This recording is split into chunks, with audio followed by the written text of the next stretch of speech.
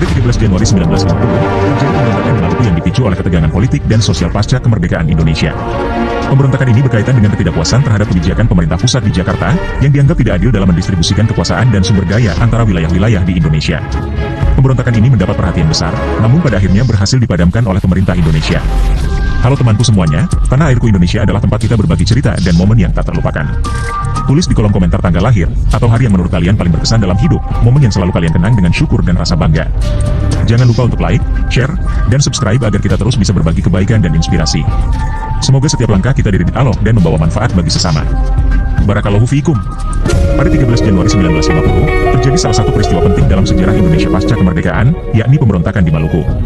Peristiwa ini merupakan bagian dari serangkaian perlawanan yang muncul setelah Indonesia merdeka, sebagai akibat ketidakpuasan terhadap kebijakan politik pemerintah pusat di Jakarta, terutama dalam hal pembagian kekuasaan dan sumber daya antara daerah-daerah di Indonesia. Pemberontakan ini bermula pada masa transisi antara Indonesia yang baru merdeka dan proses konsolidasi pemerintahan yang belum sepenuhnya stabil. Setelah Indonesia memproklamasikan kemerdekaannya pada 17 Agustus 1945, terjadi ketegangan antara daerah-daerah yang ingin mempertahankan otonomi yang lebih besar dan pemerintah pusat yang berusaha untuk menyatukan wilayah yang sebelumnya terdiri dari banyak entitas dan kerajaan menjadi satu negara kesatuan. Di Maluku, ketegangan tersebut meningkat setelah upaya pembentukan negara federal melalui Republik Indonesia Serikat, RIS.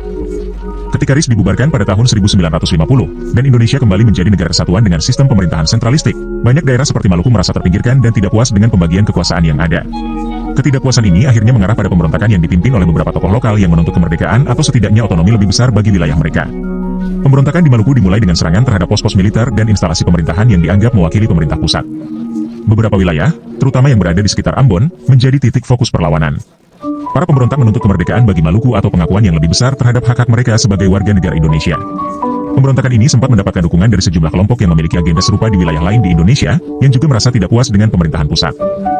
Pemerintah Indonesia, yang baru saja menyelesaikan proses pembentukan negara kesatuan, segera merespons dengan mengirimkan pasukan untuk meredakan pemberontakan. Konflik bersenjata antara pasukan pemerintah dan para pemberontak berlangsung sengit, terutama di wilayah Ambon dan sekitarnya. Meskipun para pemberontak sempat menguasai beberapa wilayah, pada akhirnya pemerintah Indonesia berhasil mengendalikan situasi dan mengakhiri pemberontakan tersebut. Pemberontakan di Maluku ini menunjukkan betapa sulitnya proses konsolidasi politik di Indonesia pasca kemerdekaan, di mana banyak daerah yang merasa tidak puas dengan keputusan-keputusan yang diambil oleh pemerintah pusat di Jakarta. Namun, setelah pemberontakan berhasil dipadamkan, Indonesia tetap mempertahankan integritas dan kesatuan sebagai negara republik yang utuh, meskipun dalam prosesnya banyak konflik dan ketegangan yang muncul.